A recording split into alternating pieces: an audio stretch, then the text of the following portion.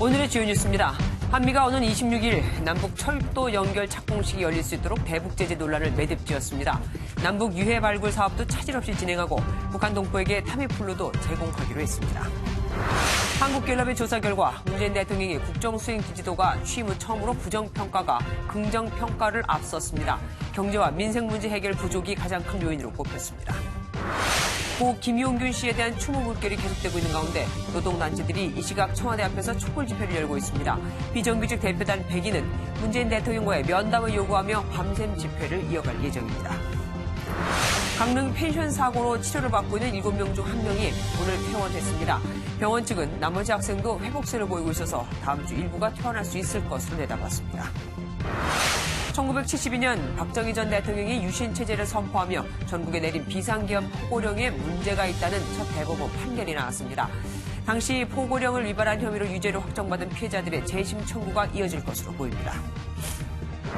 내년 9월부터 적용되는 새로운 승용차 번호판 디자인이 확정됐습니다. 새 번호판은 기존 6자리가 아닌 7자리로 태국 문양과 위변조를 방지하기 위한 홀로그램 디자인도 선보입니다.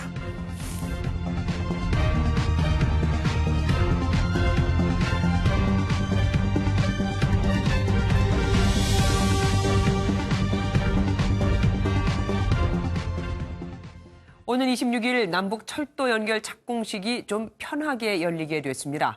한미가 워킹그룹 회의를 열고 대북 제재를 일부 면제하기로 한 겁니다. 덕분에 북한 주민들에게 타미플루도 지원할 수 있게 됐습니다. 송정 기자가 보도합니다.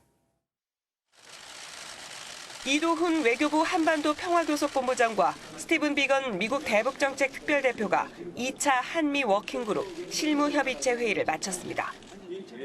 2시간 정도 진행한 회의 결과를 이도훈 본부장이 먼저 발표했습니다. 철도 연결 사업과 관련한 착공식이 예정대로 진행될 수 있게 되었습니다. 착공식에 필요한 물자를 북한에 반출하는 걸 미국이 예외로 인정하면서 우리 정부는 유엔 안보리 제재 면제 신청을 하기로 했습니다. 남북 간 유해 발굴 사업도 차질 없이 진행하고 특히 북한 주민에게 인플루엔자 치료제인 타미플루도 제공하기로 합의했습니다. 우리 정부가 추진하던 800만 달러 규모의 대북 인도적 지원은 추가 논의가 필요하다는 데 뜻을 모았습니다. I think, as you all know, humanitarian assistance is not blocked by the United Nations sanctions. 미국은 인도적 차원의 800만 달러 지원을 긍정적으로 검토하겠다는 태도를 보이며 북한과의 대화 가능성을 열어뒀습니다. MBN 뉴스 송정입니다. 남북 철도 도로 연결 및 현대화 착공식을 하려면 북한 측 도로도 현장 검증을 해야 하는데 이건 아직 다 못했죠. 그래서 오늘 부랴부랴 우리 측 실무단이 2박 3일 일정으로 북한을 방문했습니다. 장비 없이 눈으로라도 보고 오자 하는 겁니다. 연장현 기자가 보도합니다. 북측 도로 조사를 위해 모인 우리 측 실무단이 동해선 남북 출입사무소를 통해 방북길에 올랐습니다. 통일부와 국토교통부 직원 10여 명으로 구성된 실무단은 2박 3일 동안 고성부터 원산까지 약 107km 구간을 둘러볼 예정입니다. 이어 24일에도 또다시 방북해 경의선 개성 지역 도로 4km 구간을 살펴보게 되는데 별도의 조사 장비는 투입되지 않습니다. 경의선 도로는 지난 8월 남북이 함께 조사를 진행한 바 있지만 동해선 도로 조사는 이번이 처음입니다. 사전 현장 점검 그리고 실무 협의 차원에서 진행하는 것입니다. 별도의 조사 장비 없이 현장 방문 차원에서 진행이 됩니다. 철도 분야는 지난달부터 시작된 공동조사에서 경의선과 동해선 북측 철도 구간을 모두 둘러보는 등 속도를 내고 있습니다. 실무단은 일단 26일 남북 철도와 도로 연결 및 현대화 착공식을 마친 뒤 도로 분야 현대화를 위한 실질적인 공동조사에 들어갈 예정입니다. MBN 뉴스 연장현입니다. 도로, 철도 착공식과 관련한 대북 제재를 일부 풀어주는 것도 그렇고 이번에 비건미 국무부 대북 특별대표는 북한을 향한 한국 기차를 보며 설렜다고 하는 등 북한을 향해서 계속해서 유화적인 메시지를 내놓고 있습니다.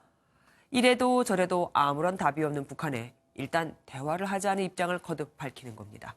최은미 기자입니다. 마이크 폼페이오 미 국무장관이 현지 라디오 방송에 출연해 2차 북미 정상회담이 새해 초 열리길 기대한다고 말했습니다. We are hopeful that in the new year, President Trump and Chairman Kim will get together not too long after the first of the year and make even further progress on taking this threat to the United States away from us. 앞서 트럼프 대통령이 내년 1월이나 2월에 2차 회담 가능성을 언급했는데 폼페이오 장관은 새해 첫날을 언급하며 시기를 더 당긴 겁니다. 폼페이오 장관은 1년 전보다 상황이 좋아졌다고 보느냐는 질문에 의심의 여지가 없다면서 김정은 북한 국무위원장이 비핵화 약속을 위해 여전히 노력하고 있다고 말했습니다. 북한에 하루빨리 만나자고 메시지를 보낸 셈인데 한국을 찾은 스티븐 비건 미 국무부 대북정책 특별대표도 정상회담 준비를 위해 만나길 바란다는 입장을 밝혔습니다. We are eager to move to the next stage of discussions with our North Korean partners. 대북 제재를 해제해 협상의 진정성을 보이라는 북한. 잇따른 미국의 유화 메시지에 새로운 입장을 내놓을지 주목됩니다. MBN 뉴스 최은미입니다. 청와대는 김정은 북한 국무위원장의 답방과 관련해 2차 북미 정상회담과 뭐부터 할지 그 순서는 상관이 없다고 밝혔습니다. 시기가 중요한 게 아니라 선순환이 돼야 한다는 건데 결국 뭐라도 시작을 하자는 거겠죠. 황정 기자가 보도합니다. 청와대는 내년 초에 추진되는 제2차 북미 정상회담과 김정은 북한 국무위원장 서울 답방의 순서는 상관없다고 말했습니다. 청와대 고위 관계자는 북미 정상회담과 서울 답방의 순서보다 서로 좋은 영향을 끼치는 선순환 구조가 중요하다고 밝혔습니다. 그동안 청와대 안팎에서는 북미 정상회담을 하고 서울 답방을 하는 것이 좋다는 주장이 많았는데 조금 달라진 뉘앙스입니다. 북한을 재촉하며 답방을 서두르기보다 북미 정상회담 협의를 지켜보자는 뜻으로 풀이됩니다. 연초에도 그거를 앞에다 걸어놓고 있으면 또 북미 쪽에 진전이 어려울 수도 있고 열어둔다는 의미가 있겠죠. 청와대 고위 관계자는 김정은 위원장의 연내 답방은 어려워진 것으로 보고 있지만 가능성은 항상 열려 있다고 강조했습니다. 청와대는 김 위원장 답방과 관련해 북한과 여전히 협의를 하고 있으며 가까운 시일 내에 답방하겠다는 약속은 지켜질 것으로 믿는다고 밝혔습니다. MBN 뉴스 황전입니다. 청와대 특감반 의혹에 연일 공세를 펴고 있는 자유한국당이 이번엔 청와대가 비위 사실을 알고도 한국철도시설공단 이사장을 임명했다는 의혹을 제기했습니다. 청와대와 공단 측 모두 사실이 아니라고 반박했습니다. 전정인 기자입니다.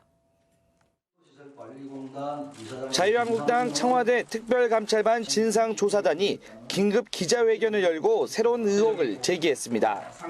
청와대가 김상균 철도시설관리공단 이사장의 과거 비위 사실을 인지하고도 이사장 임명을 강행했다는 겁니다.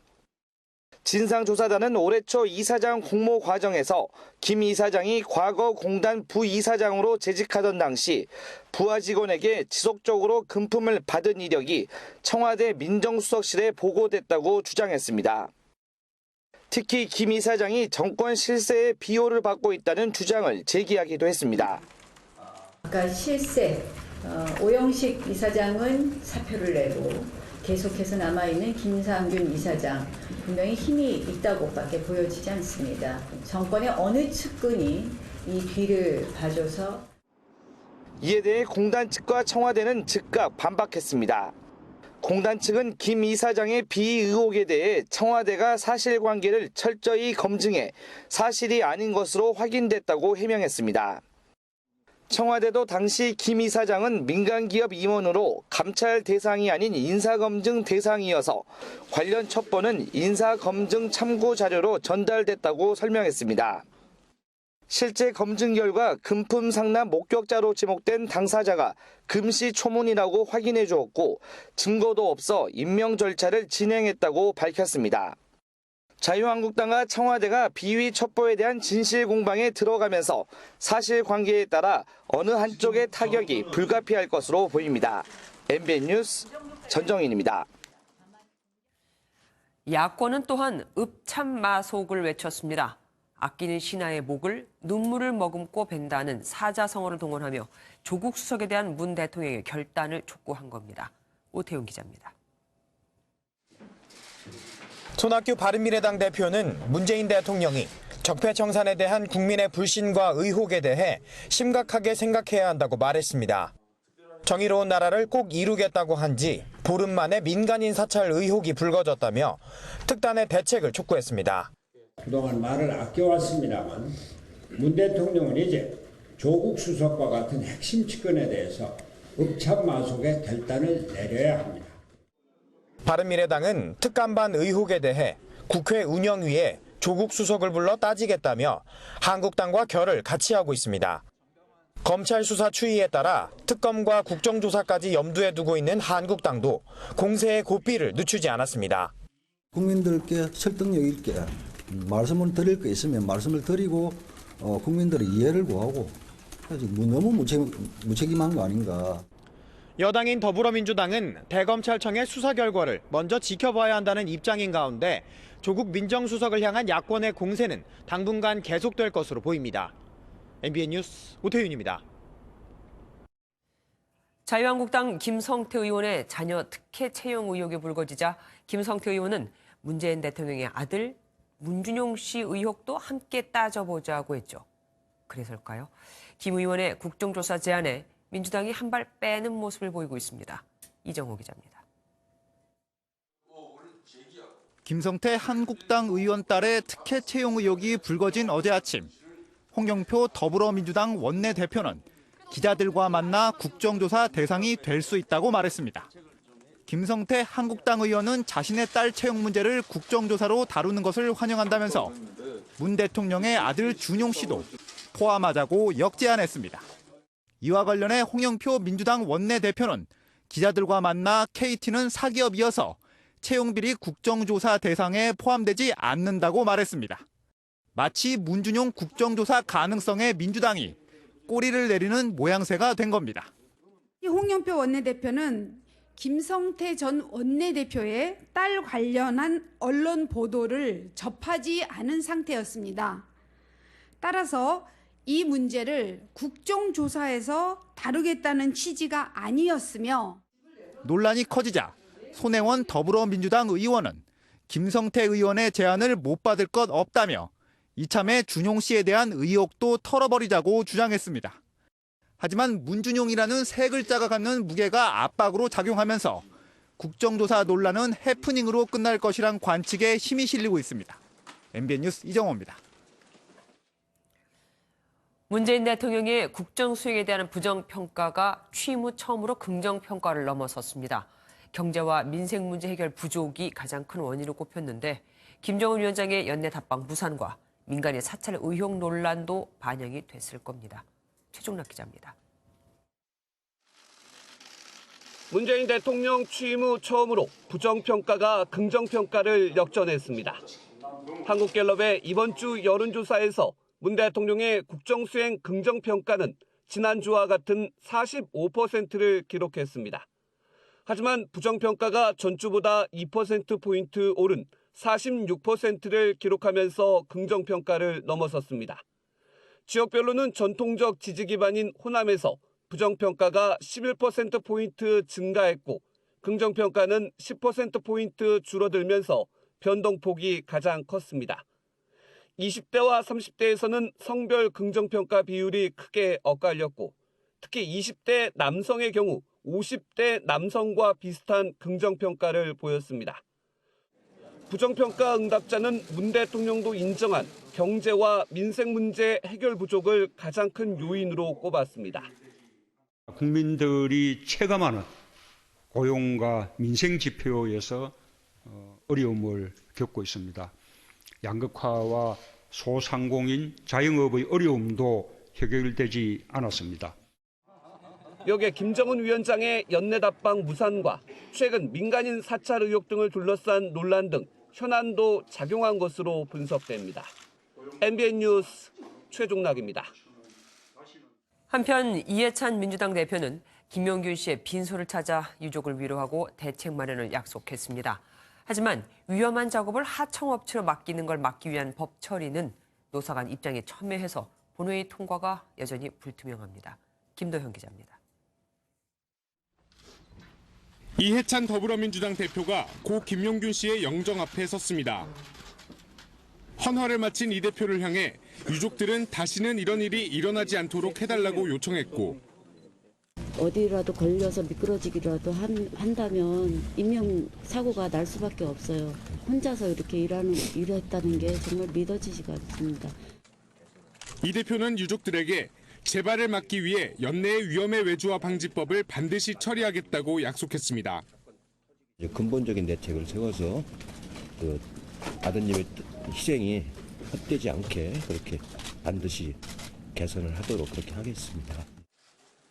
하지만 국회에서 열린 위험의 외주화를 막을 산업안전보건법 개정안 공청회에선 노사 간 의견이 첨예하게 갈리며 험로를 예고했습니다. 한국경영자총연합회는 과잉 처벌의 가능성이 있다며 우려를 나타냈고, 행정기관의 자의적 처벌 남발이 우려되고 사업장 생산활동 중단 및 고용 악화 등 부작용이 우려됩니다. 민주노총은 경총이 현실을 그대로 두자는 것과 다름없다며 법안 통과를 촉구했습니다. 매년 2,400명의 노동자가 산재로 죽고 있고 하청 노동자만 한 5년간 1,450명이 죽고 있는 거를 현실을 그대로 두자는 것과 다름이 없다. 산안법을 처리할 환노위에서도 여야 의원들의 의견이 엇갈리면서 오는 27일 열릴 본회의에서 법안이 통과될 수 있을지 여전히 불투명한 상황입니다. MBN 뉴스 김도형입니다. 서울 강서구 아파트 주차장에서 전 부인을 살해한 남성에게 경찰이 무기징역을 구형했습니다. 피해자의 딸들은 김 씨가 아빠가 아닌 살인자라며 최고형을 내려달라고 요청했습니다. 김 씨의 사진과 이름도 공개했습니다. 강세영 기자입니다. 지난 10월 아파트 주차장에서 전 부인을 살해한 혐의로 검찰에 넘겨진 김모 씨. 왜 범행 저지르셨어요? 죄송합니다. 첫 재판에서 검찰은 혐의를 대부분 인정한 김 씨에 대해 무기징역을 구형했습니다.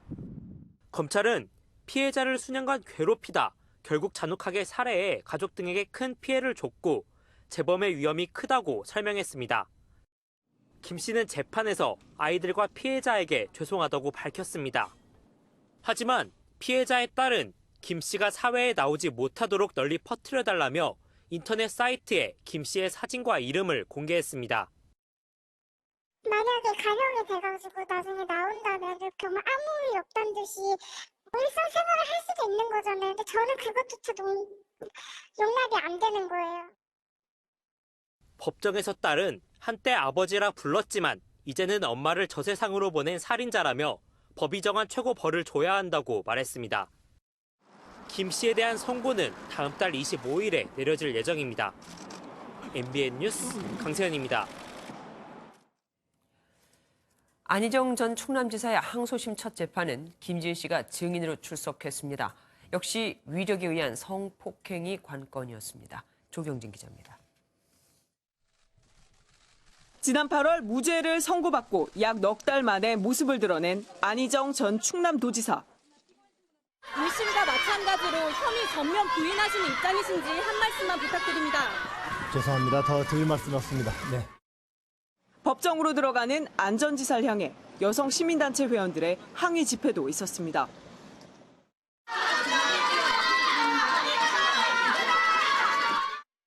충돌을 우려해 법원 곳곳에는 사복경찰들이 배치됐습니다. 안 전 지사는 재판부의 질문에 현재 무직이며 양평에 있는 친구의 집에서 지내고 있다고 말했습니다. 10분가량 공개된 모두 진술에서 양측은 한치의 물러섬 없는 공방을 예고했습니다. 검찰은 원심이 위력에 의한 가늠 범위를 축소하고 진술의 신빙성을 배척했다며 항소 이유를 밝혔고, 안 전 지사 측은 수직적 관계는 인정하지만 가늠과 추행의 수단은 아니었다고 맞받아쳤습니다. 오후에 비공개로 출석한 김지은 씨는 신문 과정에서 눈물을 보인 것으로도 전해졌습니다. 재판부는 두 차례 공판을 더 진행한 뒤 오는 2월 1일 선고를 내릴 방침입니다. MBN 뉴스 조경진입니다. 20년 전 엉뚱한 3명이 살인범으로 몰려 엉뚱하게 억울하게 옥살이를 했던 삼내 슈퍼 살인 사건. 하지만 당시 수사를 한 검사는 책임질 게 없다는 조사 결과가 나왔고 한술 더 떠서 당시 검사는 이들에게 손해배상 소송을 낸 것으로 확인이 됐습니다. 진범마저 부실 조사라고 하는데 말이죠. 손기준 기자입니다. 1999년 2월 전북 완주군 삼례읍의 한 슈퍼에 3인조 강도가 침입했습니다. 그 과정에서 이들은 70대 할머니의 입을 테이프로 막아 숨지게 했습니다. 이후 최 모 씨 등 3명이 범인으로 지목돼 각각 3년에서 6년을 교도소에서 보냈습니다. 하지만 이 사건의 진범이 등장하면서 법원은 재심 끝에 무죄를 선고했습니다. 그런데 대검찰청 진상조사단은 당시 수사검사인 최 모 변호사에게 부실 수사 책임을 묻기 어렵다는 결론을 내렸습니다. 엉뚱한 사람을 기소했지만 절차에 문제가 없었다는 겁니다. 이를 두고 피해자 등 관계자들은 크게 반발하며 조사팀 교체와 재조사를 촉구했습니다. 검사 앞에서 자백을 했던 사건이에요. 진범이. 그리고 가짜 살인범에게 억울하게 옥살이 시킨 검사, 그리고 진범을 풀어준 검사가 동일인이에요. 자신이 진범이라고 양심 선언을 한 이모 씨마저 부실 조사라고 주장했습니다. 조사단 참석을 했는데요. 많은 걸 이제 그 사건에 대해서 뭐 물어볼까 대답을 하고 갔는데 그런 건 안 물어보고. 하지만 진상조사단의 활동이 올해 말 종료될 예정이어서 논란은 더욱 커질 것으로 보입니다. MBN 뉴스 송기준입니다. 강릉 펜션 참사 나흘째인 오늘 치료를 받던 학생 한 명이 퇴원했습니다. 가장 먼저 의식을 회복했던 학생인데요. 다른 학생들도 호전되고 있어서 다음 주 추가 퇴원자가 나올 것으로 보입니다. 노태영 기자입니다. 마스크를 낀 학생이 병동에서 건강하게 걸어 나옵니다. 밝은 모습으로 성심껏 진료해준 의료진과 회복을 기원해준 국민들을 향해 연신 감사 인사를 합니다. 강릉 펜션 사고로 병원에서 치료를 받던 7명 중 가장 먼저 의식을 회복했던 학생이 오늘 오후 퇴원했습니다. 참사 발생 사흘 만입니다. 이곳 아산병원 중환자실에 남아있는 2명의 학생들 역시 자극에 보다 명확하게 반응하는 등 건강을 회복하는 모습입니다. 의식도 호전되고 대화도 가능하고 팔다리도 잘 움직이고 그래서 빠르면 이번 주말에 병동으로 전동 가능. 원주 기독병원에 입원해 있는 2명의 학생들은 크게 호전되진 않았지만 서서히 나아지고 있는 것으로 전해졌습니다. 한편 서울에서는 숨진 3명의 발인식이 열려 가족과 친구들이 눈물로 희생자들을 떠나보냈습니다. MBN 뉴스 노태현입니다. 강림 펜션 사고에서 문제가 됐던 보일러는 무자격자가 설치를 했다고 하죠. 실제로 인터넷을 찾아보면 누구나 보일러를 살 수 있고 또 소비자가 스스로 설치도 할 수 있도록 방법이 다 소개되어 있습니다. 무자격자의 보일러 설치를 권하고 있는 거죠. 전민석 기자입니다. 10명의 사상자를 낸 강릉 펜션에 설치됐던 문제의 보일러를 4년 전에 설치한 업체입니다. 이 업체는 가스 시공업체로 등록돼 있지도 않고 업체 대표는 필요한 면허도 없었지만 운영은 잘 되고 있었습니다. 평소에도 지금 장사가 잘 되는 편인가요? 잘 되죠. 사고가 난 펜션 외에 다른 곳에도 보일러를 설치했을 수 있다는 겁니다. 그런데 이런 무자격 시공은 소규모 업체뿐 아니라 누구나 마음만 먹으면 할 수 있습니다. 포털 사이트엔 자가 설치를 할 수 있도록 영상이 올라와 있고 보일러도 인터넷에서 구입해 받아볼 수 있습니다. 특히 LPG는 적법 설치 여부와 관계없이 업체에 주문만 하면 쓸 수 있어 관리 사각지대에 놓여 있습니다. 자가로 설치하면 안전기준이나 검증할 수 있는 나를 보호할 수 있는 게 아무것도 없잖아요. 무자격자의 가스보일러 설치가 사실상 방치된 가운데 비슷한 사고가 다시 일어나지 않으리라 장담할 수는 없습니다. MBN 뉴스 전민석입니다. 서울 종로 고시원에서 불이 나 7명이 숨진 지 한 달이 조금 지났습니다. 당시 소방시설이 허술한 고시원 안전 문제가 낱낱이 지적됐었는데 달라진 게 있을까요? 김지영 기자가 취재했습니다. 서울에 있는 한 고시원입니다. 복도에는 소화기가 놓여 있고 벽에는 비상구 표시가 돼 있지만 정작 스프링클러는 없습니다. 혹시 무슨 일이 있어도 2층 창문으로 나가면 그만이고 다른 스프링클러는 따로 없고 있기가 힘들죠. 곧 스프링클러를 설치한다는 고시원도 있지만 이마저도 정부 점검을 받고서야 내린 조치입니다. 서울시 공무원과 소방서 연계해서 11분이 와서 2시간 동안 다 점검을 하고 있었는데 스프링클러 지금 신청했기 때문에 내년 초에 지금 심지어 스프링클러가 없어도 된다는 주인도 있습니다. 스프링클러나 그건 안 됐지. 괜찮아요? 없어도? 괜찮아요. 이거 다 그 감지 저거 하는 거라. 이처럼 최소한의 안전시설도 제대로 갖추지 않은 고시원은 전체 고시원의 30% 정도로 3,000개가 넘습니다. 2009년 고시원을 다중이용업소로 규정해 스프링클러 등 안전설비 설치를 의무화했지만 법 시행 전 영업을 시작한 기존 고시원은 대상에서 제외됐기 때문입니다. 매년 수십 건의 화재가 나면서 최근 10년간 발생한 고시원 화재는 600건이 넘지만 안전 사각지대로 남아 있습니다. 안전시설이 미비한 고시원이 방치되는 건 허가가 아닌 등록 업종이다 보니 법령을 어겨도 제재 조치를 할 수 없기 때문입니다. 행정청에 허가를 받는 게 아니라 등록이다 보니까 행정이 지금 사실상 법령에 사각지대가 있는 상황. 전문가들은 사고 때마다 반짝하는 안전점검은 미봉책에 불과하다고 지적합니다. 업종으로 들어오면 소급 적용하는 게 아무 문제가 없대요. 저 영국과 같은 허가제의 도입이 필요한데 고시원 거주자 10명 중 7명은 다른 거처를 찾기 어려운 주거 취약계층. 근본적 대책 마련이 시급합니다. MBN 뉴스 김지영입니다. 오늘 새벽까지 이어진 택시 파업 때문에 밤새 거리에선 택시 찾아보기가 참 어려웠습니다. 연말 송년회까지 겹치면서 많은 사람들이 귀갓길에 발을 동동 굴러야 했습니다. 박자영 기자가 취재했습니다. 자정이 가까워진 서울역 앞 택시 승강장. 그런데 택시는 보이지 않고 50여 명의 긴 줄만 보입니다. 아침에도 40분 동안 택시 못 잡아서 KTX도 놓치고 그리고 올 때도 지금도 안 잡히네요. 계속 좀 기다리고 있는데. 30분 동안 승객을 태운 택시는 단 한 대뿐이었습니다. 평소에는 택시가 많았어야 할 승강장이지만 하염없이 기다리는 시민 행렬만이 남았습니다. 자정이 다 된 시각.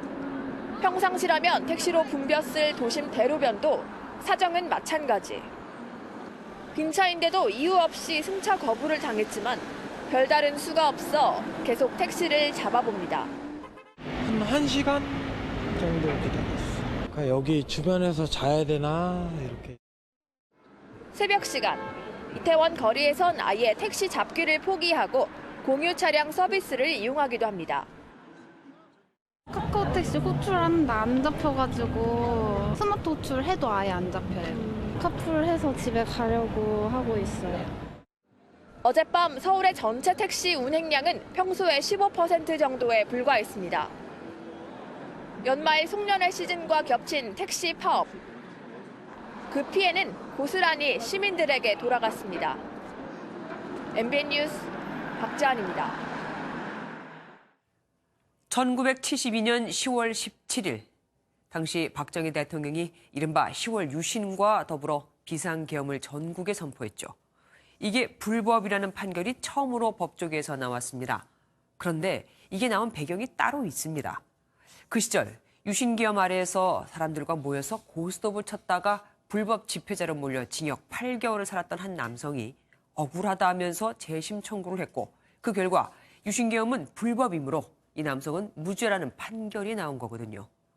지난달 대법원이 1979년 부마항쟁 당시 내려졌던 계엄이 무효라고 판단한 데 이어 이번에 또다시 불법이라는 판단이 나온 겁니다. 이혁근 기자가 보도합니다. 박정희 정부가 계엄령을 선포한 뒤 공무원이었던 허모 씨는 뜻밖의 고초를 겪었습니다. 동네 주민 몇 사람이 고스톱을 치고 그랬던 모양입니다. 근데 그것을 계엄 포고령에 적시된 동네 집회 위반으로 의뢰를 해서 마산 보안대 끌고 와서 아주 심한 고문을 했던 직업도 잃었습니다. 당시 철도청 공무원이었는데 회사에서 바로 파면이 됐죠. 사람을 만나보면 반들 정신이 지금도 나가 있어요. 허 씨는 1973년 징역 8개월을 확정받은 뒤 지난 2013년 재심을 청구했습니다. 대법원은 45년 만에 허 씨에게 무죄를 선고했습니다. 재판부는 1972년 계엄령은 유신체제를 이행하고자 그에 대한 저항을 봉쇄하기 위한 것이 분명하다고 봤습니다. 또 계엄령 내용이 국민의 기본권을 침해해 당시 계엄 포고는 위헌이고 위법해 무효라고 지적했습니다. 허 씨는 한국철도공사를 상대로 3억 4천만 원의 손해배상 청구 소송도 진행하고 있습니다. 대법원이 박정희 정부의 유신 계엄령이 무효라고 판단하면서 피해자들의 재심 청구가 이어질 것으로 보입니다. MBN 뉴스 이혁근입니다. 유치원 3법 개정에 반대하면서 정부와 대립해온 한국유치원 총연합회가 결국 둘로 쪼개졌습니다. 한유총내 온건파가 중심이 됐는데 집단 휴원이나 폐원은 하지 않겠다고 합니다. 전남주 기자입니다. 유치원 3법 개정과 정부의 유아교육 정책에 반대 입장을 취해온 한국유치원 총연합회. 우리의 정당한 요구가 무시되고 박용진 합법이 고쳐지지 않는다면 우리 사립유치원 모두는 폐원을 선택할 수밖에 없음을 밝힙니다. 여론이 등을 돌린 상황에서도 한유총은 아이들을 볼모로 휴원 카드를 꺼내드는 등 강경한 입장이었습니다. 결국 이런 한유총의 회의를 느낀 일부 지회장들이 반발하면서 새로운 사립유치원 단체를 만들었습니다.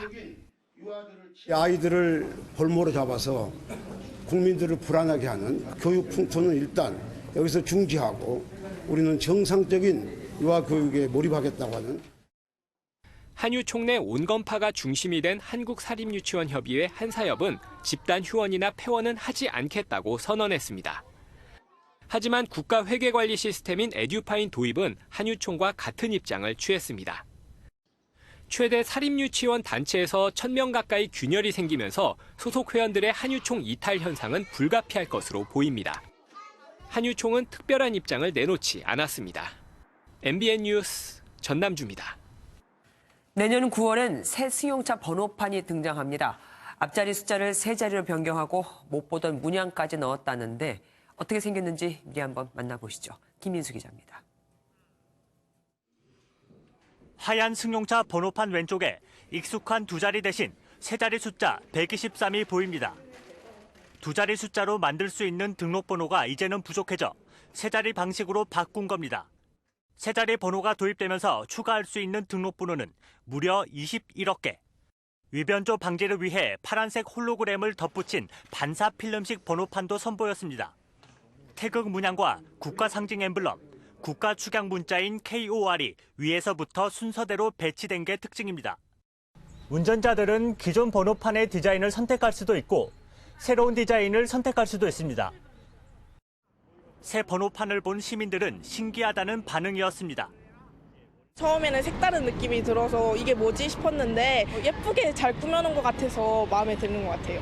이런 그림 같은 게 확실히 문양 같은 게 생기면 조금 차 번호판 보는데 눈에 확 들어올 것 같아요. 신기한 것 같아요.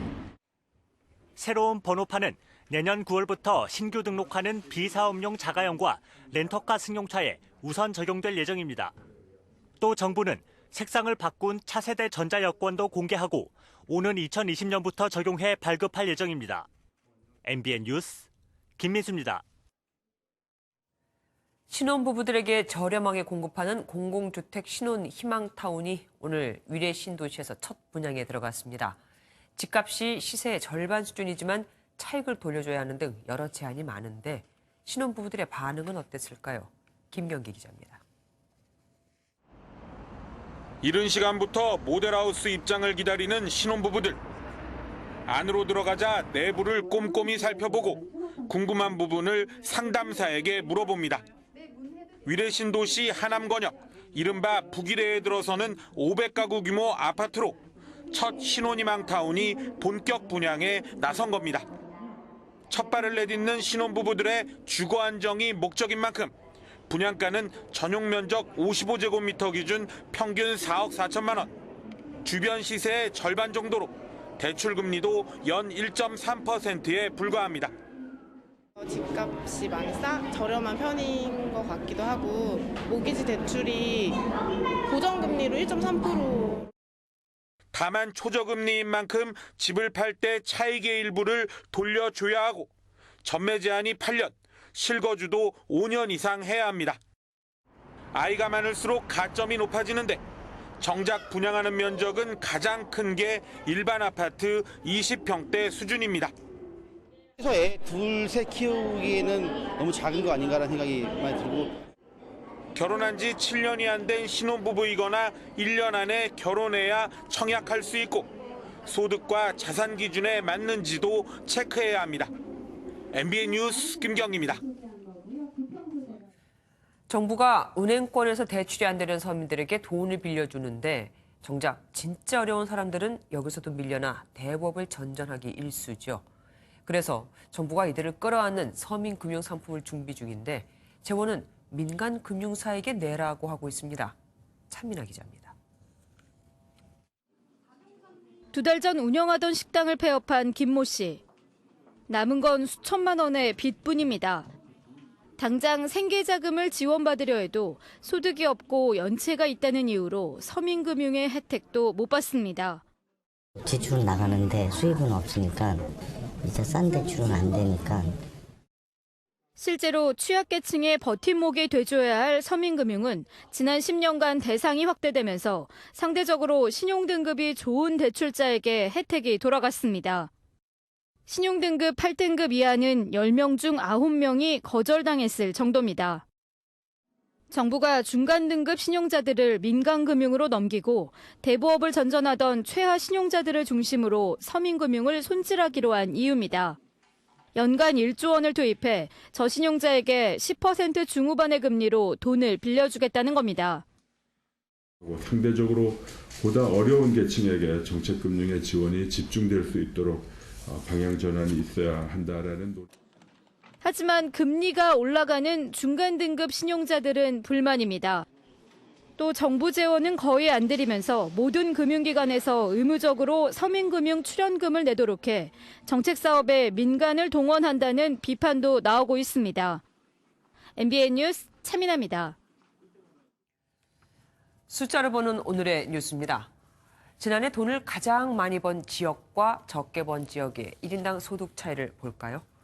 서울은 1인당 소득이 2천만 원을 넘었는데 전남은 1,500만 원대에 머물렀습니다. 서울, 울산, 경기가 평균보다 높았고 전남, 경북, 강원 지역이 평균보다 낮았죠. 물가 상승률을 감안한 실질 증가율로 보면 설비 투자나 건설 경기가 좋았던 충남과 제주의 증가율이 눈에 띄었고 대구와 울산의 소득 증가율은 거의 제자리였습니다. 트럼프 대통령과 시리아 철군 문제로 의견 충돌을 빚은 제임스 매티스 미 국방장관. 트럼프 대통령의 이해력과 행동이 초등학생 수준이라고 악담을 했다고도 알려졌죠. 결국 그가 사퇴했습니다. 트럼프 대통령에게 조언을 해오던 이른바 어른들이 모두 떠나고 있는 겁니다. 구경호 기자입니다. 트럼프 대통령이 동맹국을 지켜야 한다는 요청을 무시하고 시리아 주둔 미군 철수를 결정하자 매티스 국방장관은 그 자리에서 사의를 밝혔습니다.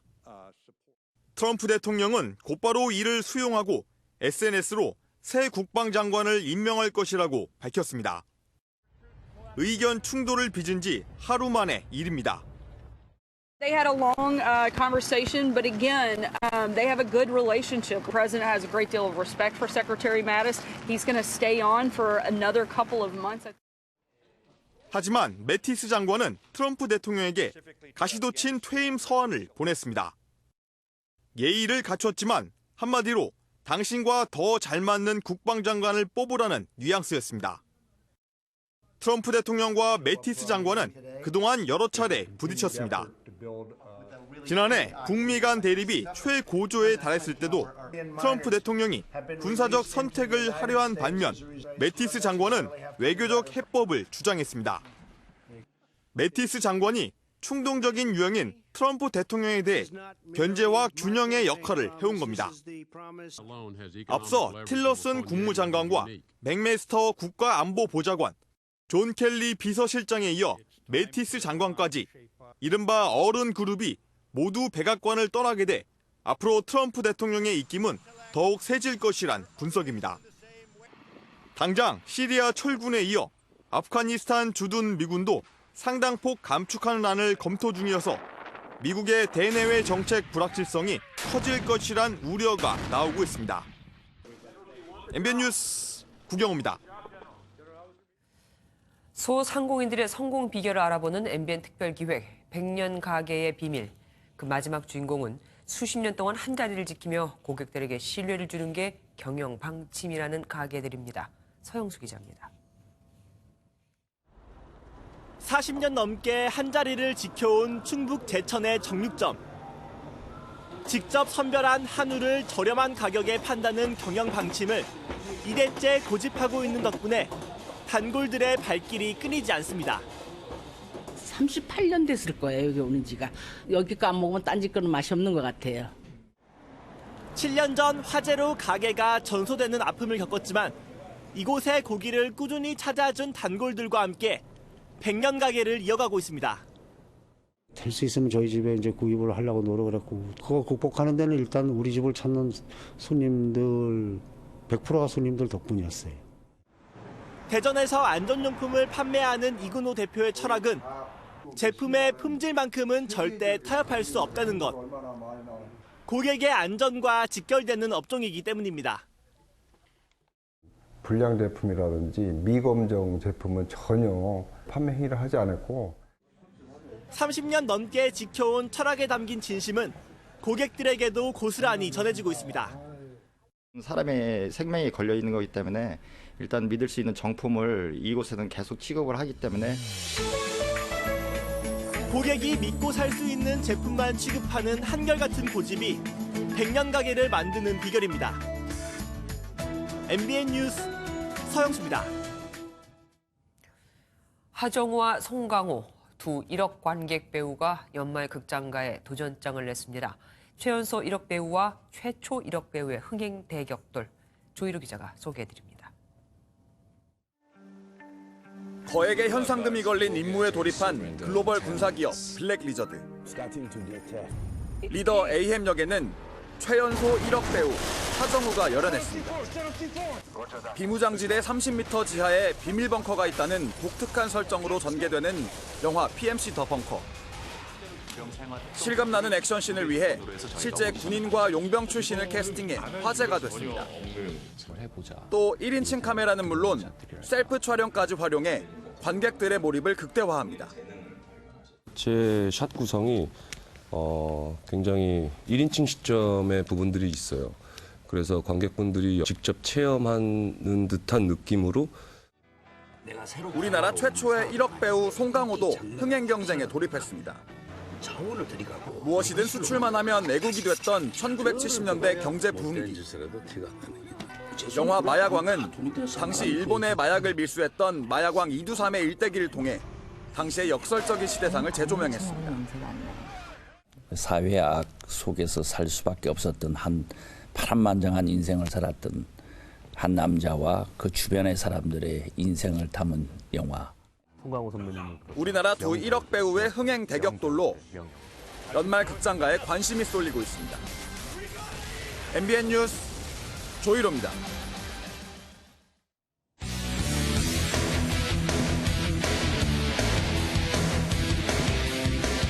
안녕하십니까. 스포츠 뉴스입니다.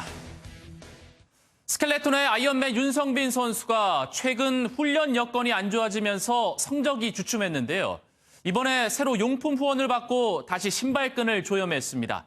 새로운 슈트를 입은 아이언맨처럼 말이죠. 김동환 기자가 보도합니다.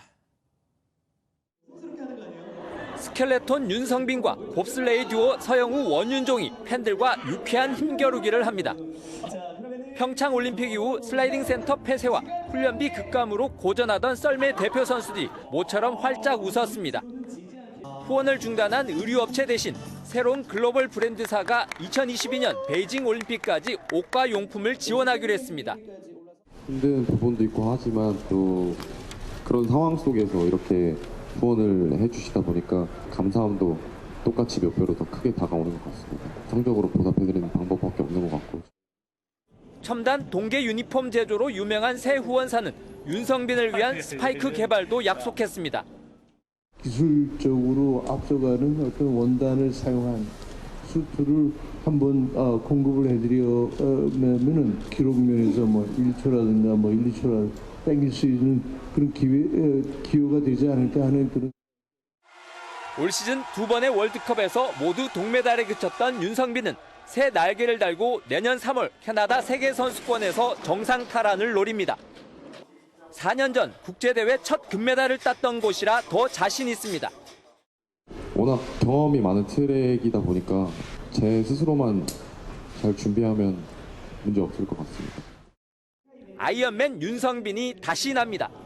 MBN 뉴스 김동환입니다. 경기 종료와 함께 슛을 성공시키는 버저비터. 불가능할 것 같은 거리에서도 쏙쏙 들어가고 때론 경기를 뒤집기도 합니다. 이게 바로 농구장을 열광케 하는 또 하나의 묘미입니다. 김태일 기자입니다. 4초, 3초. DB 유성호의 손을 떠난 공이 경기 종료 버저와 함께 림에 빨려 들어갑니다. 관중들은 열광하고 선수들은 마치 우승이나 한 듯 서로 얼싸안습니다. DB는 이 버저비터 한 방으로 2점 차로 치고 있던 경기를 한 점 차 역전승으로 매듭지었습니다. 하면서 설마해서 봤는데 그 들어가는 순간 보고 됐다 싶었습니다. 네. 경기 종료를 알리는 신호음과 함께 골을 성공시키는 버저비터는 때론 팀의 운명을 바꿔놓기도 합니다.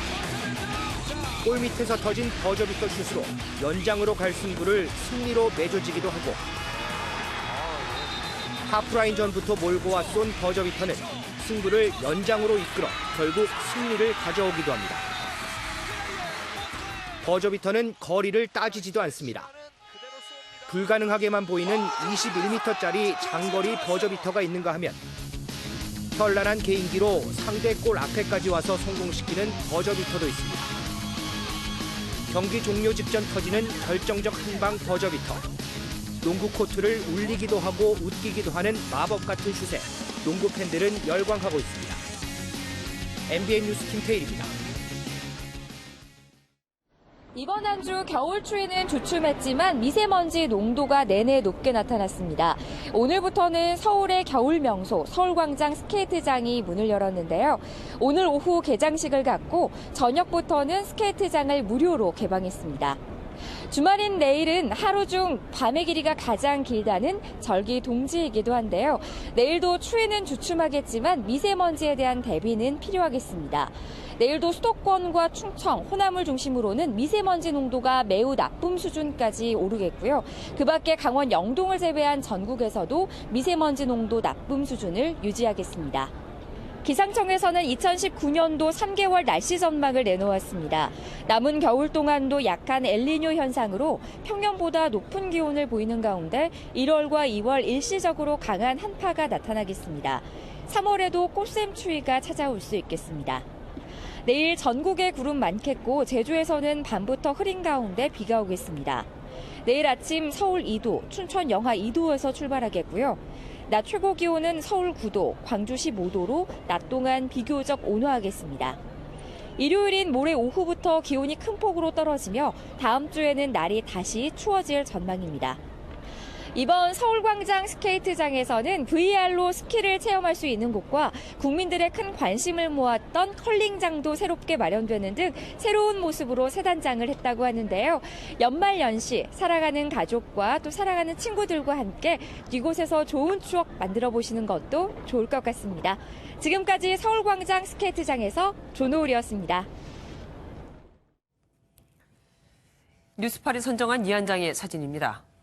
예멘 출신의 21살 엄마 샤이마 스윌레가 미국 캘리포니아주의 한 병원에서 선천성 뇌질환으로 죽음을 앞둔 2살배기 아들을 안고 있습니다. 지난 8월 미국 시민권자인 남편 그리고 아들과 같이 미국에 들어오려다가 무슬림 입국 금지 행정명령 때문에 못 들어온 엄마죠.